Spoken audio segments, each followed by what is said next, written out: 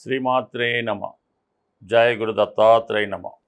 ఈ వీడియోలో మనం ధనుస్సు రాశి వారికి డిసెంబర్ 28 నుంచి జనవరి 3 మధ్యలో జరగబోయే వార ఫలాలు పరిశీలించినప్పుడు ధనుస్సు రాశి వారికి ఈ వార ప్రారంభం ఒక అద్భుతమైనటువంటి యోగంతో ప్రారంభమైంది. సాధారణంగా భాగ్యాధిపతి రాశిలోకి వచ్చినప్పుడు జాతకుడి యొక్క అదృష్టం ఫలిస్తూ ఉంటుందన్నమాట. అంటే ఏ ప్రయత్నం చేసినా అతనికి అదృష్టం కలిసి వచ్చి ఆ ప్రయత్నంలో అతను విజయవంతం అవుతూ ఉంటాడు. అలాగే కొంత దైవభక్తి పెరుగుతూ ఉంటుంది, తల్లిదండ్రుల మీద శ్రద్ధ పెరుగుతూ ఉంటుంది, గతంలో చేసినటువంటి పొరపాట్లు సరిదిద్దుకునే ప్రయత్నం ఒకటి జరుగుతూ ఉంటుంది. అయితే ఇప్పుడు భాగ్యాధిపతికి లాభాధిపతి అయినటువంటి శుక్రుడు కలిసి ఉన్నాడు.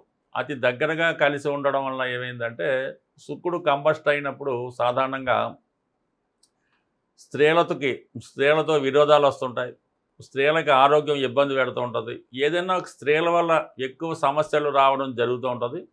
అలాగే ధనం వల్ల ఎక్కువ సమస్యలు రావడం జరుగుతూ ఉంటుంది అన్నమాట. అయితే ఈ సమయంలో మీరు ఏదైనా అధిక మొత్తంలో రుణ ప్రయత్నం లాంటిది ఏమైనా చేస్తుంటే ఆ ప్రయత్నం అన్నది మీకు ఫలిస్తుంది.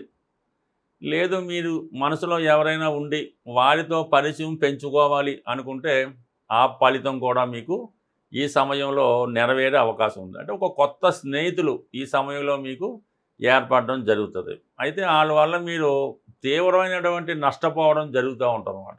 మనకి ఏదో ఇష్టం ఉంది, ఏదో ఒక కారు కావాలనుకున్నాం, ఏదో ఇప్పుడు వస్తున్నటువంటి ఏ ఫార్చునరో ఏదో ఖరీదైన కారు కొన్నారనుకోండి, తర్వాత దానివల్ల ఇబ్బందులు ఎక్కువ అవుతూ ఉంటాయి అన్నమాట.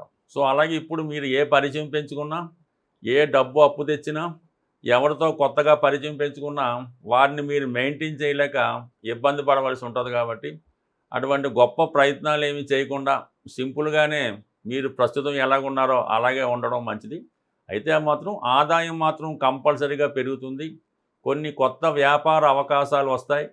గతంలో మిమ్మల్ని మీరు వద్దనుకున్న వారే తిరిగి మీతో కలిసి ప్రయాణం చేద్దామని కానీ మీతో కలిసి ఏదైనా వ్యాపారం చేద్దామనే ఆలోచనలో ఉండడం జరుగుతుంటుంది. మీ పెరుగుతున్నటువంటి నేమ్ అండ్ ఫేము ఇతరులు కూడా ఉపయోగించుకొని వారు బాగుపడుతూ మిమ్మల్ని కూడా బాగు చేసే ప్రయత్నం చేయడం జరుగుతూ ఉంటుంది. దాంతోపాటు కుజుడు రాశిలో ప్రవేశించడం వల్ల నిర్ణయాలు చాలా తొందరగా తీసుకోవడం జరుగుతుంటుంది. అప్పటికప్పుడు నిర్ణయం తీసుకోవడం, దాన్ని అమలు చేయడం జరుగుతుంటుంది. దానివల్ల ఏదైనా కొన్ని పొరపాట్లు కానీ తర్వాత చింతించవలసి ఉంటుంది. కాబట్టి ఎవరికన్నా ఒక ప్రామిస్ చేసే ముందు, ఒక పని జరుగుతుందని చెప్పే ముందు అది నిజంగా అవుతుందా అవదా అని ఆలోచించి చెప్పాలి తప్ప మీకు మీరుగా ప్రామిస్ చేస్తే దాని తర్వాత మీరు మరింత ఇబ్బంది పడవలసి ఉంటుంది. కాబట్టి ఏదైనా జాగ్రత్తగా ఆలోచించి నిర్ణయం తీసుకోండి. కానీ మీరు ఇది చేద్దాం అనుకుంటే కంపల్సరీగా అవుతుంది. కాబట్టి అందువల్ల ఏంటంటే ఆ ప్రయత్నం అన్నది మీరు చేయండి, అది మీ కొరకన్నా అవుతుంది. ఈ ధనుసు రాశి వారికి ఎలా ఉంటుందంటే వారు సొంత ప్రయత్నం కన్నా వారు ఇతరుల కోసం ప్రయత్నం చేసినప్పుడు ఆ ప్రయత్నం తొందరగా సక్సెస్ అవుతుంది. అంటే ఒకరికి ఏదైనా ఇల్లు కొనిపెట్టాలి, ఒకరికి ఉద్యోగం ఇప్పించాలంటే మీరు ఎంబటినే దాన్ని చేయగలరు. అదే మీరు ఉద్యోగం ఎత్తుక్కోవాలి, లేదంటే మీరు ఒక గృహం ఇల్లు కట్టుకోవాలి, లేదంటే ఇంట్లోకి మారాలంటే మాత్రం చాలా డిలే అయ్యే అవకాశాలు ఉన్నాయి. కాబట్టి చాలా వరకు ఆలోచించి ఖచ్చితంగా ఈ విజయాన్ని ఇలాగే కొనసాగించండి. మీరు నిజాయితీగా ఉన్నంతకాలం, స్ట్రైట్ ఫార్వర్డ్గా ఉన్నంతకాలం ఎటువంటి ఇబ్బంది రాదు, ఎటువంటి సమస్య కూడా రాదు.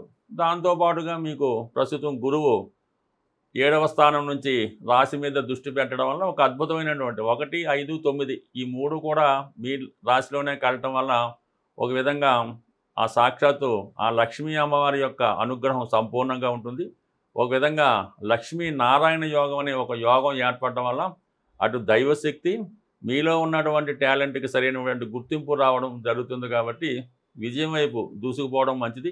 ఏదైనా కొన్ని కొత్త ఆదాయ వనరులు రావడం జరుగుతుంది. అలాగే మీ యొక్క వ్యాపార అభివృద్ధికి కొంత ఇన్వెస్ట్మెంట్ కూడా ఈ సమయంలో చేయడం జరుగుతూ ఉంటుంది. అంటే దశమాధిపతి వ్యయంలో ఉన్నప్పుడు వ్యాపారాన్ని ఒక చోట నుంచి ఇంకో చోటకి విస్తరించడం, కొత్త బ్రాంచీ పెట్టడం, ఉన్న ప్రదేశాన్ని, ఉన్న సంస్థని, ఉన్న వ్యాపారాన్ని మరింత పెట్టుబడి పెట్టి దాన్ని అందంగా తీర్చిదిద్దడం లాంటి కార్యక్రమాలు ఈ సమయంలో మీకు రావడం జరుగుతూ ఉంటుంది. అలాగే కొత్త ఖాతాదారులు, అంటే 3లో రాహు ఉన్నప్పుడు గతంలో కన్నా బాగా పేరు పొందినటువంటి వారు, పారిశ్రామికవేత్తలు, ఈ సినిమా ఇండస్ట్రీకి సంబంధించిన వాళ్ళు, సాఫ్ట్వేర్ వాళ్ళు ఎక్కువగా మీకు కస్టమర్లుగా, ఖాతాదారులుగా ఏర్పడడం జరుగుతూ ఉంటుంది. ఇవన్నీ ఉన్నప్పటికీ కూడా అర్ధాష్టమ శని ప్రభావం వల్ల చివరికి మనసుకి కూడా కొద్ది కష్టం కలిగే అవకాశం ఉంది కాబట్టి బట్ ఏదైనా ఒక ప్రయత్నం ఎంతగా ఉన్నా ఎదుటి వారి యొక్క దృష్టిలో పడకుండా జాగ్రత్తగా చేసుకోవడం మంచిది. బట్ ఏదైనా ఈ సమయంలో మీరు మిగతా దేవుళ్ళతో పాటు శని భగవాన్ని కూడా సంపూర్ణంగా పూజించడం వల్ల ఇటువంటి మనసుకు కష్టం కలిగించే సంఘటనల నుంచి బయటపడే అవకాశం ఉంటుంది. ఈ వారం నుంచి మనం 2026వ సంవత్సరంలోకి ప్రవేశించడం జరుగుతూ ఉంది. అయితే మరి ఈ ఇంగ్లీష్ సంవత్సరం కాబట్టి కొంతవరకు న్యూమరాలజీని కూడా మనం ఉపయోగించుకోవడం మంచిది. 2026లో కేవలం 26 మాత్రమే తీసుకోవడం జరుగుతూ ఉంటుంది. 2000 కంటిన్యూ అవుతుంటుంది కదా. 26 అన్నప్పుడు సంఖ్య 8 అయింది. అంటే శని యొక్క ప్రభావం ఈ సంవత్సరం ఎక్కువగా ఉంటుందన్నమాట. అందువల్ల అంటే పారిశ్రామిక రంగం వారికి, శ్రామికులకి, కార్మికులకి చాలా అనుకూలమైనటువంటి పరిస్థితులు ఏర్పడుతుంటాయి. అంటే 8 కూడా ఏ విధంగా ఏర్పడింది? 2, 6 అంటే రెండో సంఖ్య చంద్రుడు కాబట్టి కామన్గా కొంతకాలంగా ఒక 25 సంవత్సరాలుగా స్త్రీల యొక్క హవా కొనసాగుతూ ఉంది. ఎప్పుడైతే 2000 స్టార్ట్ అయిందో అక్కడి నుంచి స్త్రీలదే ఆధిపత్యం వహిస్తున్నారు. 2020 నుంచి అది మరీ ఇంకా ఎక్కువ అవడం వల్ల ఈ పెళ్ళిళ్ళ విషయంలో అన్ని విషయంలో పాపం ప్రస్తుతం స్త్రీలకే ఆధిపత్యం రావడం జరిగింది. ఇంకా ఈ సంవత్సరం కూడా స్త్రీలదే పైచేయిగా ఉండడం జరుగుతూ ఉంటుంది. అలాగే 6వ సంఖ్య 26 కాబట్టి 6 శుక్రుడు సంబంధించింది కాబట్టి సాధారణంగా ఈ వాహనాలు, కార్లు, గోల్డ్, ఇమిటేషన్ ఆర్టికల్స్, ఖరీదైన వస్తువులకి ఎక్కువ ప్రభావం ఉంటుంది. అది ఎక్కువ అమ్మకాలు అవి రావడం వల్ల అంటే ఎక్కువ లగ్జరీ ఐటమ్స్, ఈ గోల్డ్ ఐటమ్స్, అలాగే వాహనాలు ఇవి రేట్లు అవి పెరుగుతుంటే ప్రజలు కూడా ఎక్కువ లగ్జరీ ఐటమ్స్ కొంటూ ధనాన్ని కూడా ఎక్కువ ఖర్చు పెట్టడం జరుగుతూ ఉంటుంది. ఎస్పెషల్లీ 2026వ సంవత్సరంలో సినిమా పరిశ్రమ అన్నది చాలా అభివృద్ధికరంగా ఉంటుంది. చాలా వరకు వాళ్ళు మళ్ళీ తిరిగి పూర్వ వైభవాన్ని పుంజుకోవడం జరుగుతూ ఉంటుంది. దాంతోపాటు టీవీ, మీడియా కూడా అనుకూలంగా ఉండడం జరుగుతూ ఉంది కాబట్టి అయితే ప్రజలు ధన విషయంలో కొంత జాగ్రత్త పడవలసి ఉంటుంది. అధికమైనటువంటి ధన వ్యయం వల్ల చాలా వరకు ఫైనాన్స్ డెఫిసిట్లో పడుతూ ఉంటారు. దానివల్ల ఏంటంటే ప్రతి ఒక్కరూ కూడా ఈ 2026వ సంవత్సరంలో ముందుగా ఏంటంటే శని భగవానుడిని పూజించుకోవాల్సి ఉంటుంది. దాని కొరకు ఏంటంటే ప్రతి శనివారం వ్రతం కానీ, శనివారం నియమంగా ఉండడం కానీ, మన పూర్వకాలం నుంచి చేసిన శనివారం ఒక పూట ఉండడం, ఆ రోజు నియమంగా ఉండడం, ఈ శనివారం చేసుకొని హనుమాన్ చాలీసా కానీ, విష్ణు సహస్రనామం కానీ ఏదో ఒకటి భగవన్నామ స్మరణ చేసుకోవడం వల్ల మనకి శని భగవానుడు అనుగ్రహిస్తుంటాడు. ముఖ్యంగా ఏంటంటే ఎటువంటి బలహీనతలు లేకుండా నిజాయితీగా సింపుల్ లైఫ్ కోరుకుంటే మాత్రం సింపుల్గా ఎవరైతే జీవిస్తారో వాళ్ళ లైఫ్ బ్రహ్మాండంగా ఉంటుంది. ఇక మామూలుగా శుక్ర భగవానుడు కూడా కాబట్టి లక్ష్మీ అనుగ్రహం కోసం కనకధార స్తోత్రం, ఈ చంద్రుడు కాబట్టి అంటే టోటల్గా మనం ఏంటంటే మీకు నెలకు ఒక్కసారైనా ప్రత్యేకంగా ఒకరోజు విష్ణు సహస్రనామం, లక్ష్మీ స్తోత్రం 2 కలిపే పుస్తకంలో ఉంటాయి.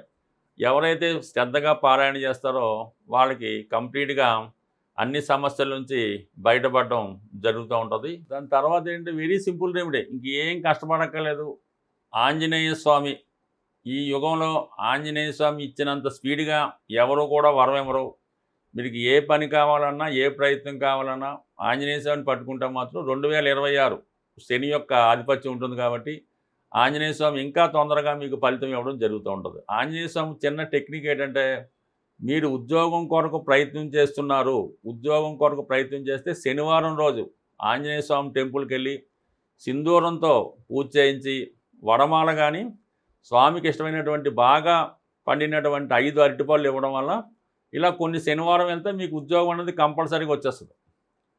ఈ ఉద్యోగం కాకుండా వివాహం అవటం లేదు, వివాహపరంగా సమస్యలు ఉన్నాయి, రుణ బాధలు ఉన్నాయి, అన్నదమ్ముల మధ్య ప్రాబ్లమ్స్ ఉన్నాయి, స్థిరాస్తి గొడవలు ఉన్నాయి, ఏ ఇతర జటిలమైన సమస్య అయినా మంగళవారం రోజు తమలపాకులతో మీరు స్వామికి పూజించడం వల్ల కంప్లీట్గా మీ యొక్క ప్రతి ఒక్క కోరిక నెరవేరడం. అంటే స్వామికి తమలపాకులతో పూజ అంటే తమలపాకులు ఇచ్చి మనం ఒకరికి ఒక పని అప్పచెప్తూ ఉంటాం. ఏదైనా మనం కొత్తగా ఇల్లు కట్టినా ఒక మేస్త్రికి ఎలాగైతే తాంబూలం ఇచ్చి పని అప్పచెప్తుంటామో ఈ విధంగా ఆంజనేయ స్వామి వారికి తమలపాకులతో పూజ చేయడం వల్ల మీ యొక్క పని అతి శీఘ్రంగా జరుగుతూ ఉంటుంది. అయితే ఏంటంటే ఒక పెద్ద మొత్తంలో అంటే మనకి చిన్న పని అనుకోండి ఒక 41 తమలపాకులు, కొద్ది పెద్ద అనుకోండి 108 తమలపాకులు, లేదు కొద్ది జటిలమైన పని ఒక 1000 తమలపాకులు, అంటే 1108 తమలపాకులతో మీరు ఆంజనేయ స్వామికి పూజ చేయగలిగితే ఈ పని అవ్వదు అని మాత్రం ఖచ్చితంగా ఉండదు. అందువల్ల కంపల్సరీగా మీరు